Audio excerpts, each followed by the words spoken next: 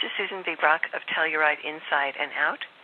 I'm speaking with Kimberly Rose, who is the head nurse and patient coordinator for Dr. Jeffrey Ptak, a plastic surgeon with offices both in Telluride and in Scottsdale. Hello, Kimberly. Hello, Susan. So, you have an interesting background as a nurse. You began by doing some very innovative work with Alzheimer's patients. You then segued into drug research in the field of orthopedics. You wound up sitting side by side and working side by side with the team doctor for the Phoenix Suns. What in the world happened in your career path that landed you in plastic surgery? Good question. Well, Susan, sometimes, as we all know, when one door slams shut, another door will open. And for me, that just so happened to be a car accident that occurred on my way to work with Dr. Emerson. So I couldn't make the commute any longer with Dr. Emerson, so I decided to try on some different nursing hats, as you could say, ranging from pediatrics to family medicine, until I came in contact with a headhunter who pointed me into the direction of Dr. Ptak. Did you embrace plastic surgery from the get-go? Actually, no, I didn't. It was very hard for me to actually go on the interview because my view of plastic surgery was very different. I felt that patients shouldn't really change their body, their God-given body. So it was an interesting interview to go on. What turned you around? What about Dr. Jeffrey Ptak made the difference? I think what really made the difference, Susan, is once I sat down and spoke with Dr. Ptak, first of all, I realized that he was a very kind person.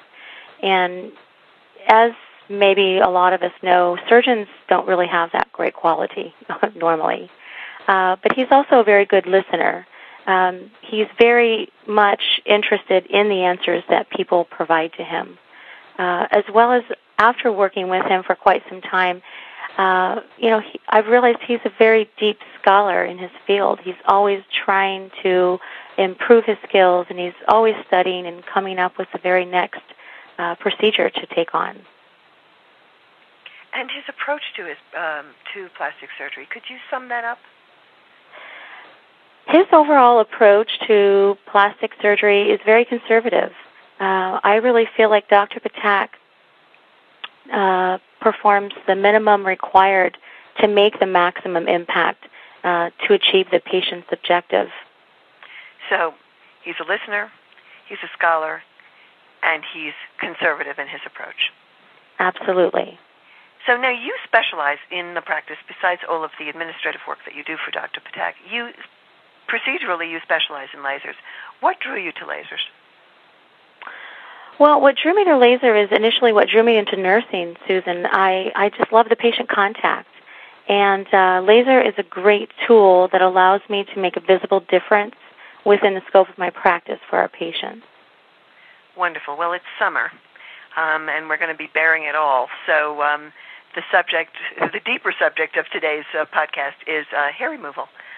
So can you describe what different types of lasers are used for hair removal? Sure. The different types of laser that is used for hair removal, and I like to say hair reduction, and I'll get into that in a minute. But there are two types. One is an intense pulse light, which is really just like it sounds. It's an intense light. The second one is a true laser. We prefer to use the intense pulse light because we feel that it's more comfortable for patients. Okay. I probably should have asked this question before I asked you about the specific types of lasers used.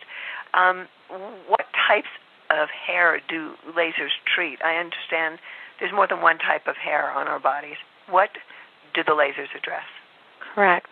The laser addresses terminal hair, or what most people notice it as dark or colored hair. If you have blonde hair or vellus hair, which is the peach fuzz, the laser will not address that. The laser is drawn to the pigment in the hair follicle. Okay, that's very clear. So the peach fuzz, basically, we just have to wax off. Right. Okay. Is removing hair with a laser a permanent fix? It is permanent, but I like to clarify because there's a big misconception in the public. People often call it laser hair removal or permanent hair removal, and it has been cleared by the FDA as permanent hair reduction.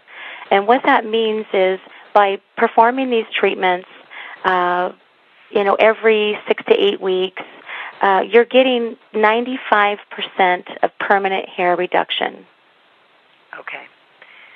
And do I do this in one session? No, it will take between 6 to 8 treatments depending upon the hair type.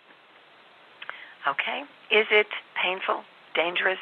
Are there certain types of conditions or skin types that would mitigate against the procedure? Number one, is it painful? It's not painful. It is a little uncomfortable, but that is also the reason why we chose the Intense Pulse Light version of the hair reduction, because it has a cool touch tip. And so we feel, and with our patient feedback, patients have told us it's very, very comfortable and easy to withstand treatment. As far as answering the question, is it dangerous? Only dangerous if it's in the hands of an unqualified technician, which is why you have to be laser certified and go through courses. Any conditions that, skin types that might mitigate against the procedure, I would have to say it's the darker skin types or tanned skin, especially now that we're going into the summer. The laser or the light-based device cannot distinguish between dark skin or tan skin and the hair follicle pigment. So you can really end up with some pretty bad burns if you don't use proper patient selection. So don't show up at your office with a you're proud of your newly gotten suntan. Absolutely not, and not even if it's a so-called fake spray tan. It's all the same. Pigment is pigment, and it's a device. It's not a person, so it can't distinguish. Thank you very much for that. So what other services, laser-related, do you specifically, Kimberly, perform? And then a second part of the question is, in general, what other services does Dr. Ptak's practice offer? Okay. The other service that I offer, both in Scottsdale and Telluride, is Intense Pulse Light treatment specifically for sun damage, pigment, redness, or broken capillaries on the cheek, nose, and chin area. That is a fantastic procedure to really clarify the skin. The second procedure that I perform is called fractional. Now, this is an actual laser, so it will change the texture of your skin. It will smooth it. It will produce a maximum amount of collagen for up to about a 2-millimeter depth.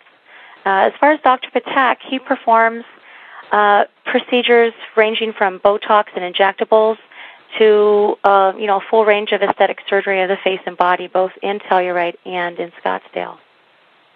Okay, now I understand you are next back in town, and by town I'm speaking from Telluride, May 15th. Correct. Dr. Ptak is back in town on May 23rd. Yes. And in general, he divides his time equally, 2 weeks and 2 weeks, between his two offices. So patients should know that he's on this schedule and anticipate his schedule locally. Yes, that's correct. In fact, we've done a fairly good job of training our Scottsdale patients, so they are well informed that they should book far enough in advance to be on the schedule, because we do have a pretty big waiting list in Telluride. So we just need to start training our Telluride patients to pre-book for other procedures. Thank you very much. And our next podcast will be on the subject of photofacials. Thank you, Kimberly. We'll see you in town soon.